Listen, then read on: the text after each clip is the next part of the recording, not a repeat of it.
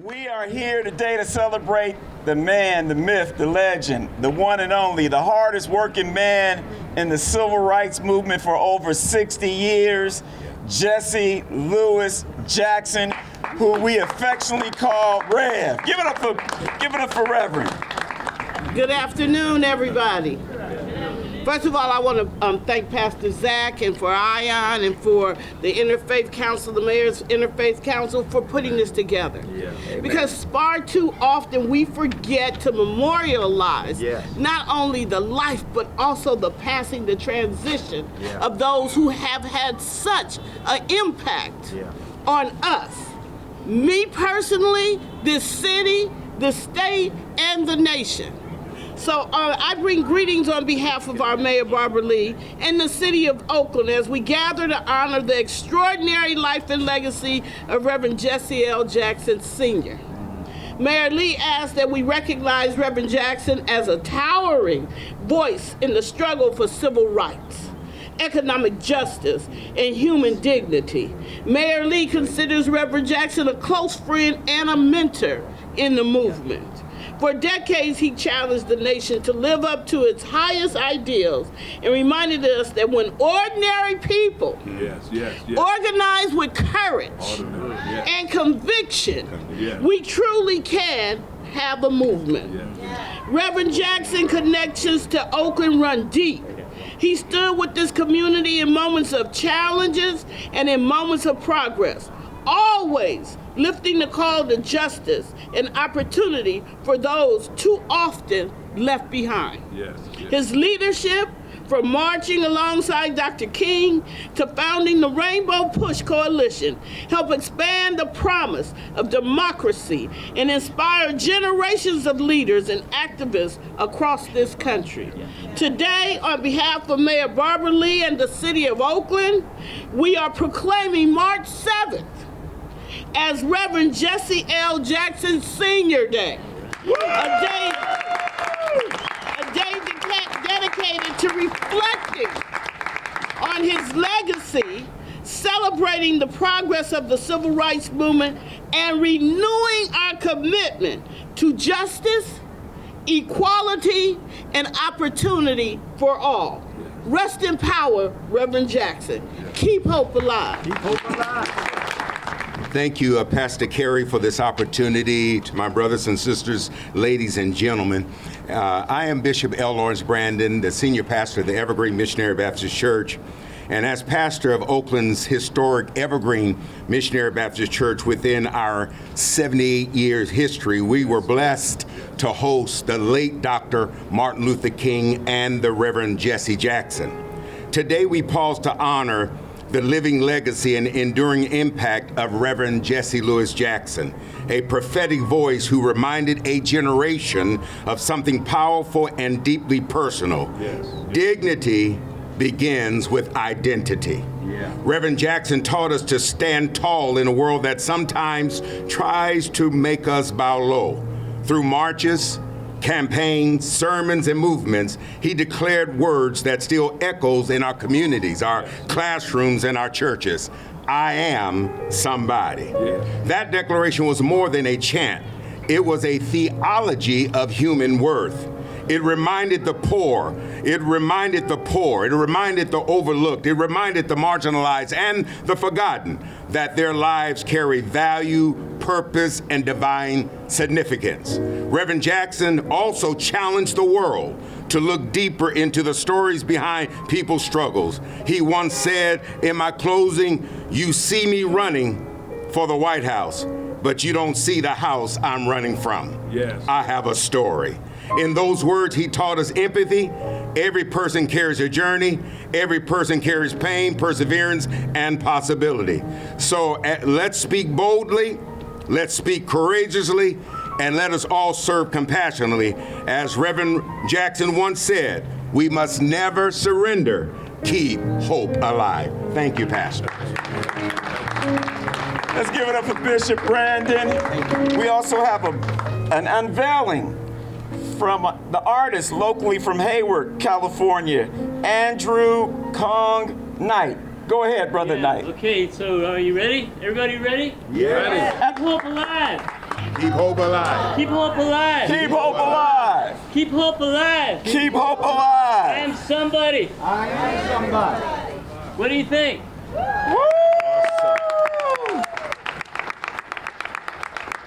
Okay, so I often talk with our mayor about the relationship that she had with Dr. Jackson, but not only the relationship she had with Reverend Jackson, but the relationship that the East Bay in Northern California had with Reverend Jackson. And when he came out here, when the Cypress-Mandela Freeway broke down, the push that he had for labor, for faith organizers, for everybody to come together for economic justice, housing justice, the same things that we're fighting for today, we're still fighting for now. And as we are in a council with a black mayor, with 4 black council members, it's imperative for us to carry out the legacy of Dr. Jackson, of housing, economic justice, fair contracting, and all of those things. I know you don't, you might remember that name, Ricky Stevenson. I'm a true Oaklander. I was born at Oak Knoll. My parents lived at 10th and Brush. I've had such an amazing career. But the reason I'm here today is to talk about how Reverend Jackson impacted my life. I was an intern, 17 years old, working in Washington, D.C., for a Republican Congressman, Pete McCloskey. He happened to come into the office, Reverend Jackson did, and the congressman said, "Ricky, you're from Oakland. I want you to accompany Reverend Jackson to the Senate and then take him to lunch in the congressional dining room." And I was like, Reverend Jackson is my hero. He didn't know all of that. And I did. And after about 30 minutes, Reverend Jackson said, what are you doing working for this white Republican? Before I could answer, he said, "And what are you going to do when you finish college?" And I said, "Well, I'm not exactly sure." He said, "You need to be in news. You need to go into television or radio. You need to tell our story." So I'm going to fast forward through Nashville, Tennessee, when Reverend Jackson went everywhere. And he would come to Nashville and he would speak at the community radio station. He would just call, "Hey, I'm here." And I just happened to have accidentally gotten a job, thanks to Oprah Winfrey. And I had a Sunday talk show, and he'd come on whenever he was in town. And then eventually he introduced me to his friends, Andy Young, Mayor Maynard Jackson. And then they pushed me. They pushed me to go to New York to work with National Black Radio Network. And then they'd come to New York. And then when I moved to California, he would come in to he was always here. He was always here. And so we got in contact, and he'd say, "Well, anytime you need to interview me, just call me, or I'll call you." Reverend Jackson did not have to do that. He gave me access. I was at the UN for a while. He gave me access to everyone he knew. He told me, "Here's a phone number for Dr. Howard Thurman. When you go back to California, I want you to contact him. Here's a phone number for J. Alfred Smith. When you go back to California, I want you to contact." He did not have to do that. But he cared about a young student who was moving through life. I know I have a time limit. Yes. I'll just say that right now, I live in Paris. He used to come to Paris all the time, he and his family. And working with Democrats abroad, we would always have something for him, and he would speak, okay? So right now, in Paris, in London, in Abidjan, in Accra, all over the world, there are people who are praying for, commemorating the life of Reverend Jesse Jackson. Amen. He did not have to do what he did, but he did it. I thank him, and I thank you for listening. Good afternoon. I'm Keith Brown. I am the Executive Secretary Treasurer of the Alameda Labor Council, and it's an honor to be here in this tribute to Reverend Jesse Jackson. Just the role that Reverend Jackson has played in the interlocking history of American civil rights and the labor movement. And Reverend Jackson, his genius was recognizing that economic justice and racial justice are inseparable. His work with the Rainbow Push Coalition, voter registration, to champion the fundamentals of the dignity of work. Reverend Jesse Jackson always stood with working people. From the factory floors to the corporate headquarters, Reverend Jesse Jackson was there always to demand fair wages, safe workplaces, and the right to organize. When I think of Reverend Jackson, he embodies the spirit of an injury to one is an injury to all. Definitely, the labor movement recognizes that the Reverend Jesse Jackson is one of the most powerful leaders of our movement. Just on a personal note, I want to talk briefly about the significance that Reverend Jackson has had with Generation X, my generation. So I remember as a young child, my mom watching the news and me seeing, and this was in 1983, Reverend Jackson traveling to Syria to secure the release of the captured American pilot, Robert Goodman, who was being held by the Syrian government. So at that time, as a young child, to see a black man on the world stage being a powerful diplomat and being able to secure the release of an American pilot, that has had just such a impact on me as a young black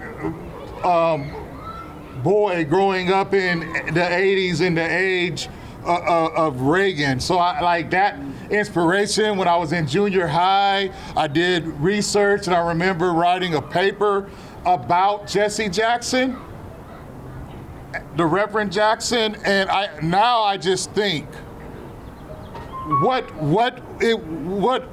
would we be if we had diplomats like Reverend Jackson in the time that we're in right now? We need to move with the spirit of Reverend Jackson. So again, I'm proud to be standing here with everyone in this celebration of Reverend Jesse Jackson. Thank you. I really don't believe people understand the impact that the Reverend Jesse Lewis Jackson had on the common working man, labor, going from city to city, town to town. This wasn't a man who was just in the big cities, but he touched every city in America and all around the world. I remember the first time I had an opportunity to hang out with Reverend. We were at the immigration rally in New York City. And I got in the car with Butch Wing, and Rev looked in the back. He said, "Butch," I can't say what he said. "Who is this in the car?" He said, "This is Pastor Zach Carey from Oakland, True Vine Ministries." He said, "Throw him out." He started laughing. And he looked back at me and he said, the reason why I want to throw you out the car is because pastors only believe that their job is for inside of the four walls. Reverend Jackson made it popular to be an activist and a pastor at the same time. Yeah. Give it up for him. He said something else to me. He says, when poor people gather together, they are unstoppable. Yes. He said, when the playing field is level, the rules are clear, we can compete and we can win. But what happens in America is that they keep changing the rules. Yeah, yeah. I'm walking through Preservation Park, coming from my church down here today, and I see 980 freeway that demolished an entire community. And now there are businesses in Preservation Park. People who own our houses now make a profit off of our sweat and our tears. Yeah. And I think today, we are here today to say to the city of Oakland is that Reverend Jackson's spirit will not die, cannot die, shall not die when the legacy continues. Come on, let's give it up for him. Let's give it up for him. I will say this before we bring Minister Sabur up. I've never seen a man work from sun up to sundown. He is the hardest working man of civil rights this world has ever seen for 60 straight years. Let's give it up for Reverend Jesse Lewis Jackson Sr. Come on, put your hands, make some noise for him. I'm certainly thankful to Almighty God for an opportunity to share a reflection on the life of the Reverend Jesse Jackson. As a high school graduate, class of '82, my first opportunity to register and vote was in 1984 for the Reverend Jesse Jackson. Unbeknownst to me at that time, it was also the first opportunity to register and vote for the man who is my leader and teacher, the Honorable Minister Louis Farrakhan, who registered for the first time to make a demonstration of support for the Reverend Jesse Jackson. Together, these two men really lit a storm across America, in that members of the Nation of Islam had not outwardly demonstrated political support for any candidate up to that point. Both of them saw the bigger picture. I'm going to give you words now from the Honorable Minister Louis Farrakhan that he delivered on the occasion of his own 92nd birth anniversary of May the 11th of 2025. The blessing was, attending that anniversary was the Reverend Jesse Jackson. I don't know who captured the footage, but they had an intimate conversation. Reverend Jackson in his wheelchair and Minister Farrakhan in his wheelchair, communicating while Reverend Jackson was not talking much at that point. Here are the minister's words. Thank you. Thank you so much. Know this, Reverend Jackson. I will keep you in my heart until God takes me away. Because you are one of the great stars among our people. Yes, sir. And you fought all your life for us. And so we thank you. And we thank your wife and your children. And don't worry, you left some great ones behind who will pick up your work, pick up your name, and no one, believe me, dear brother, death can't hold you, nor me. They can only put you in the ground because the flesh came from the earth, but you came from God. And the good that you have done in your life will outlive your bones. We wouldn't be where we are Were it not for men like you and Dr. King and all who have struggled, I am forever indebted to you, Jesse. And know this, I love you. These are the words of the Honorable Minister Louis Farrakhan. Thank you, family. Assalamu alaikum. Good afternoon. I'm standing here next to a sister of mine who helped to lead the Latinos for Jackson 1984 and 1987, Moira Contreras, and also who was the co-chair of the Latino Rainbow Coalition, the Rainbow Coalition here in the Bay Area, Josie Camacho. It is an honor to say a few words and pay tribute to Reverend Jesse Jackson. In 1984 and in 1988, I was honored to be a leader of the Latinos for Jackson campaign, where I was many times a Jackson surrogate candidate throughout the Bay Area. We marched through East Oakland, where Louis Farrakhan released his membership and allowed them to participate in the election process. The Fruit of Islam brothers were joyfully removing their bow ties and chanting Jackson for President at 98th and East in deep East Oakland. Many of us in the East Bay cut our political teeth organizing within multiracial circles and were too busy to think about what that meant. We organized naturally and organically in this fashion. We didn't consider color of skin, but the depth of commitment.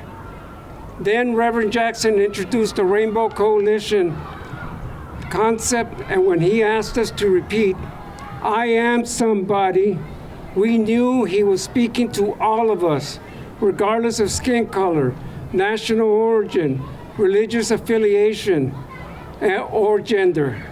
He legitimized what united together, we are more powerful. If you haven't heard Jesse Jackson's address at the 1984 Democratic Convention in San Francisco, please do so, and you will ask the same question as many did that night. Why was he not nominated? He was the most prepared candidate to address foreign policy, domestic policy, immigration. He countered the Reagan platform point by point, demolished it, and truly listened to working class. But the same old Democratic Party playbook was used to tolerate but not elevate Reverend Jackson, and we must not follow that same old tired playbook to be used again in 2028. A true tribute to Reverend Jackson would be for all of us to push back, to push them and demand that they expand their organizing beyond what is not working. Que viva Jackson. I just want to say my name is Josie Camacho. I'm honored and privileged to stand before you in a tribute to our Honorable Reverend Jesse Jackson. Just a little bit about myself, so there's some context. My parents were recruited. My father was recruited from the Navy in the Pacific Islands in Guam, which is like a territory like Puerto Rico, and came here to Oakland. So I was born and raised, we were born and raised on 94th Avenue in Olive.